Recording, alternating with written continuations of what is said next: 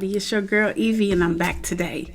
Everybody watched Law and Order, right? Last night. It was so good.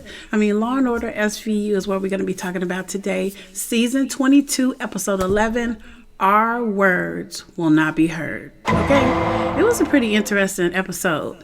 So, how did it begin? Well, we get a recap from the Javon Brown case, the black guy that was wrongfully accused in the park that Olivia had arrested. Y'all remember, right? That was a big one for me, okay? So Olivia's told she still has her job. Like Deputy Chief Garland comes in there and he says, you ain't going to be fired. So that's good. Now, the Javon Brown, he has got a legal team now. And they're getting a settlement because, what happened to him was wrong. Okay? So he wants more than money, though. He wants actual change. Systemic racism has to go. He wants actual change. So Deputy Chief Garland tells Olivia, if this goes to trial, they're going to use her as a scapegoat. And I believe that to be true, because Olivia is a great person. So what happened? Well, in this particular case, a wheelchair-bound girl and her girlfriend are kidnapped after performing on the sidewalk for people and filming it possibly for YouTube. Now, they're invited by a couple and their young son into a wheelchair-accessible van to be dropped off, wherever they need to go, right? But they are held at gunpoint. The van opens, a gunman enters, doesn't enter all the way into the van, but he's got a gun on him. And he makes them perform sexual acts on each other. And it's filmed by a hate group participant. Never, ever accept a ride from someone you don't know. I don't care if it's a blizzard outside. Don't do it. You never know what's going to happen. I tell my kids that all the time. Well, Captain Curry, you remember Captain Curry. She was the captain that was, excuse me, let me get a drink. She was the captain that was telling Olivia before that she was implicitly biased and Olivia wasn't going for it. Well, anyway, she goes back to Captain Curry to talk to her a little bit about the conversation that she had with Chief Garland. And she tells Olivia, well, I know you're going to probably be getting hung out to dry. In the Javon Brown case, at least that's what you think. Well, that's not what actually is going to happen. She's told that she's going to be cleared of all wrongdoing, and due to them not wanting any smoke in the department, because if they do something to Olivia, it has to be told why, who, what, and then that just brings a whole different level of investigation to the department. So they're like, whatever. So look, we'll just find her cleared of wrongdoing. We'll go ahead and pay this settlement, wherever y'all heard that from, okay? But anyway, meanwhile, Finn knew this was going to happen. He tries to assure Olivia, like he always does, that what's happening is okay, that she's going to make it through it. And then Finn asks her if she's talked to Stabler. He tells her, well, I kind of told Stabler that you were involved in a relationship of some sort. And Stabler Olivia says to Finn, no, I didn't tell him I was in a relationship, before. And basically, it's none of his business. And I don't think that he'll be, interested anyway. So he says, well, you didn't tell him about Tucker? And she's like, no. Basically, he told me to leave him alone. So that's what I'm doing. So what's up with him, you guys? I know he lost his wife and he's going through so much. But Olivia is still his friend. Don't you think that he needs his friend? I think he needs his friend. I don't know about you guys. But anyway, we go on and we see that Carisi has got a new boo. Okay, it seems so. She's African American. She's beautiful. I love it. And they're a mixed couple. And I'm so happy for him. I thought he would find happiness with Amanda, though. But it's okay. Because Amanda's away right now. She's dealing with her dad who had a stroke. Y'all remember last week, she got that phone call that her dad had a stroke. And he told her to go ahead and hop on a plane, that he would take care of it and get her kids and stuff squared away. So I guess that's what he did. But this new boo, her name is Nicole. but she's being threatened. And that's why she meets with Olivia, because Carisi tells her Olivia is going to take her seriously. Now, not only does she receive hate mail, she recently receives threats on her cell phone. And the threats are telling her that these people can take her whenever they want. Now, she tells Olivia about her sister. She says, my sister's missing, and I need you to find her. She tells him her sister does not have a boyfriend. If it would be anything, it would be a girlfriend. But she doesn't have one, she tells her. But she later learns that Sarah, her sister, does have a girlfriend, and her name is Alicia. Boom. Okay? So Kat locates Alicia's phone. Now, who's Alicia? Alicia is Sarah's girlfriend. So they find her phone, they triangulate it, and we find out that Alicia's been thrown out of the van in her wheelchair. Okay, they just tossed her out. Really? But anyway, they tossed her out, and we find her in the hospital after the cops find her in this, abandoned area. So she tells them that these people that kidnapped her and Sarah made them perform sexual acts on each other and videotaped it, because Sarah and Alicia, before they were kidnapped, they were on the sidewalk and Alicia was singing, Sarah was filming it, and I think maybe they were going to put it on YouTube or something, but they didn't get the chance, okay? Because they were kidnapped. So she tells them that they still have Sarah. So she's all nervous and everything, and I would be too, because it's her girlfriend. So we see that Sarah is still with the kidnappers. Now, who's taking, responsibility for this? The crew is called Crew 23-2. Okay? They've taken responsibility for the kidnapping. They're a white boy hate group, okay? And they have posted a video of Sarah and Alicia and these sex acts amongst their followers that they were forced to do via gunpoint. These are racist, and they've kidnapped her, and they're going to be bidding on what they're going to do to Sarah, because they still have Sarah, remember? Now, Olivia and them have until midnight, 12 o'clock midnight, in order to find Sarah. Nicole's losing her mind, but because she's an advocate for black women that have been missing, she wants black women to get the same type of press time that white women do when they come up missing. And we know that we are disproportionately looked at in regards to black women being missing in America. White girls, and I'm not being prejudiced, but white women seem to get more press than black women, and that's just a fact. That's not prejudice, that's a fact. So anyway, Nicole, her job is to look for these women and to make sure that they get the press that they need in order to be found. Well, she's worried. Of course, it's her sister. And they're going to live stream what they're going to do to Sarah at 12 o'clock midnight. So they don't have a lot of time. So Nicole goes to Deputy Chief Garland, who pulls in additional units for help. Meantime, Finn suspects that Carisi and Nicole are together. You can't put nothing past Finn. Finn from the streets, okay? He recognizes game. So at this point, Olivia is doing a deposition. She has a deposition for Javon, and she has to go because she's been putting it off. They've been putting it off. She really has to do it this time. So what she does is she goes there. She's a little bit early.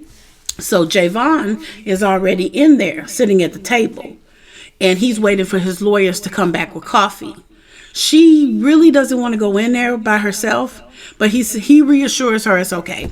So she comes in, she sits down, they start to talk kind of reluctantly. But she goes on and tells him, look, Javon, I'm really sorry about what happened to you. He says, yeah, I heard you're going to be cleared of all charges. And she says, well, you got your settlement. And he said, but I'm not really after a settlement. I want change. And she says, me too. I want change too. I see what's going on. I'm not blind to what's going on. I'm not prejudiced.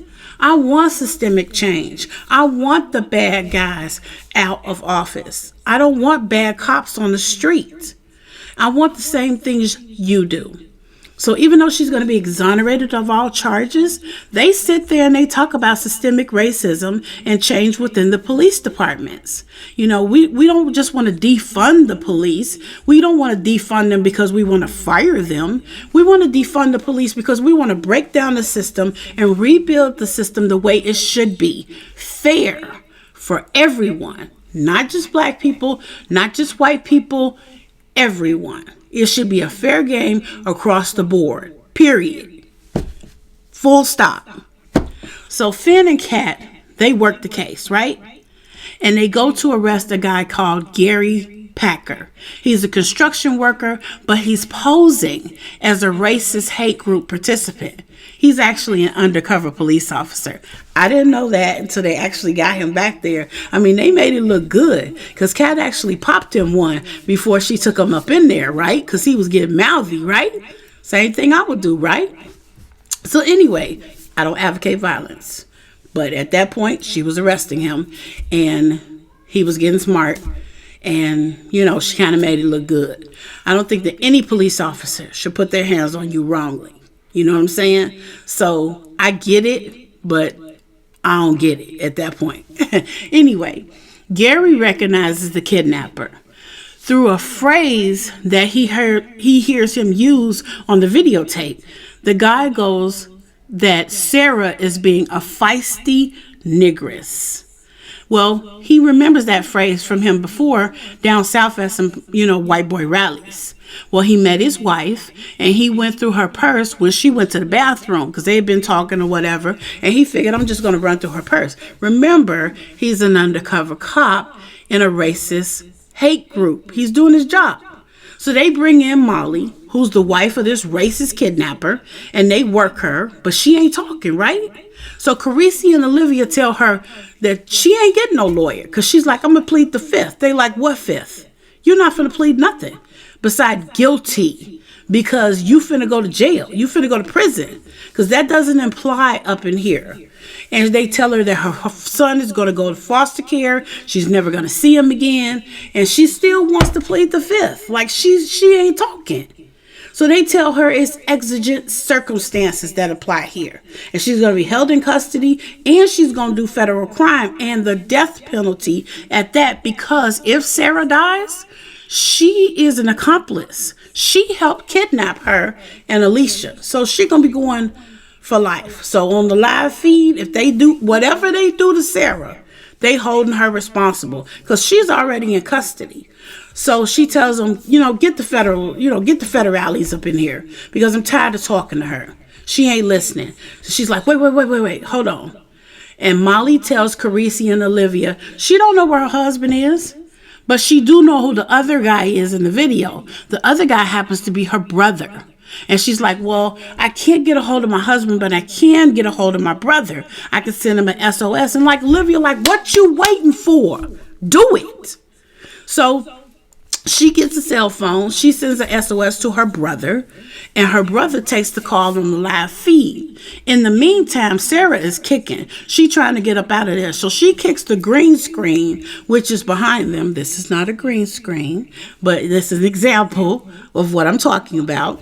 She kicks the green screen out, so they see that she's in some type of basement. But while they're seeing that, Molly's brother is on the phone. He gets an SOS and he says, oh my God, Molly's in trouble. But the husband is like, you're a traitor. So he shoots him. At first I think, oh man, he done killed him. You know what I'm saying? He dead. But we see later what his fate actually is. So while this is going on, Nicole has taken the idea, Sarah's sister, to appear on the news. Now, Olivia and them just told her, don't appear on the news because it's not going to do no good. You're going to make them mad We don't need them mad. We need to find them. We need to save your sister. So sit your behind down. Have several seats, okay? But that's not what she does. She's on the news popping off about the NYPD not finding her sister and not doing anything for black women. And I get it. But this ain't the time for that. They're trying to save your sister. So do whatever you can in order to make sure that she's safe. Well, the live stream has started now because of Nicole's interview. So instead of them getting ready to wait till midnight, they're taking more and more bids. And this time he's added murder as one of the bids, torture as one of the bids, rape as one of the bids. So how did it end? Nicole is briefed as to what happened. The bidding is going up. And since Molly's husband, he works at a tech company, or he works in tech, makes pretty good money, he has different clients. And most of his clientele are in certain areas. They determine that to be the area of Chelsea. So they look in the Chelsea area. They bring it down to 5 clients it could possibly be. So they search those 5 brownstones to see if it has a basement like that. Because remember, there have been shots fired, so somebody done heard something. So with Sarah kicking out the green screen, it's alerted them to the fact that she's in this basement. So they look for the brownstone. The cops in the neighborhood who are also searching indicate that someone heard shots fired at this particular brownstone. So they rush up in there. They find Molly's brother bleeding on the floor. So, of course, Olivia's like, I need a bus. Because she's trying to save his life. So she calls the bus to try to save his life. And she tells him, she says, look, tell us where Sarah is, because the husband and Sarah are gone. Like, he didn't left. Oh, boy, to die on the floor. And he says, I'm not going to tell you nothing. And she says, look, you finna die. You gonna die on this floor unless you tell us what we need to know. And he says, you're a cop. You won't let me die. Cancel bus. I repeat, cancel bus. Olivia not having it tonight. She like, look, you gonna tell me something or you gonna die right here. And then Deputy Chief Garland is with her and he looking like, I don't see nothing. I ain't heard nothing. I'm sorry, what you say, sir? So it's either talk or die. So Molly's husband, Rick, has gone to another building and her brother ends up telling them where. So they get to the building and he lets Sarah go. He lets her run to the police. He releases her. Then they take Rick into custody because he surrenders on the live. But before he can surrender on the live, he tells his followers, don't believe nothing they say. Don't believe any of the hype. Don't believe the lies. Believe me. Reuniting our cause. Because remember, this is a white supremacist hate group. Now, Nicole reunites with her sister in the hospital. So Sarah's been taken to the hospital because of the ordeal that she's gone through. She meets up with Alicia there. And Sarah tells Alicia, well, she didn't tell me nothing about you. And Alicia said, well, she told me a lot about you. And in all honesty, she told me to be careful, but we're really sorry we got caught up. And she says, you don't need to apologize. So obviously, Sarah and her sister need to talk. And Alicia told her, she said, we were going to tell you that we were a couple at dinner when we came to your house, but we never got there. We got kidnapped. Okay, get off my back. But anyway, Nicole tells Olivia that, and she tells Olivia, she says, okay, I'm really grateful for what you've done, but there's so many other women out there, black women, that are still missing. And can you work with us in order to get the word out and get them the press that they need so that we can find them too? And Carisi's standing there like, give Olivia a break. She just did this and did that. And Olivia says, no, I'm listening. I will. So we see Olivia go back to her office and she's bringing up all these African American women that are missing. And we know that she's going to help because that's what she does. She's lived. Olivia says she's going to do it. Deputy Chief Garland tells Olivia that the systemic the systemic changes that need to be happening within the system, the police system, are actually probably going to get some press.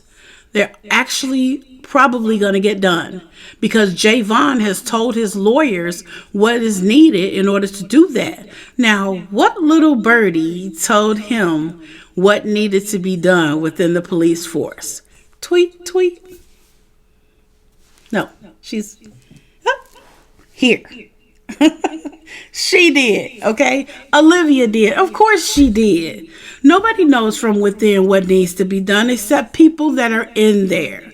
You know, we can talk about change out here, but if we don't know how the system works from the inside, we can't always make the changes that we need to change. So Olivia did that for him. She told him, and that's great. He tells her that in the meantime, she should try to keep her distance from Stabler. And I'm thinking, why would he tell her that? It's just that people are saying that he's going rogue and that he's doing this and that he's doing that. So he tells her, look, I know he's your boy, but you're going to have to keep your distance because you know what? I just can't afford to lose you. And I totally agree. Olivia is one of the great ones. Don't you believe that? I hope you like the content. Please don't forget to like, to subscribe, to share, to like, to subscribe, to comment, to share everywhere. Everybody that loves Law and Order, SVU, and Law and Order Organized Crime, I'm going to be covering it.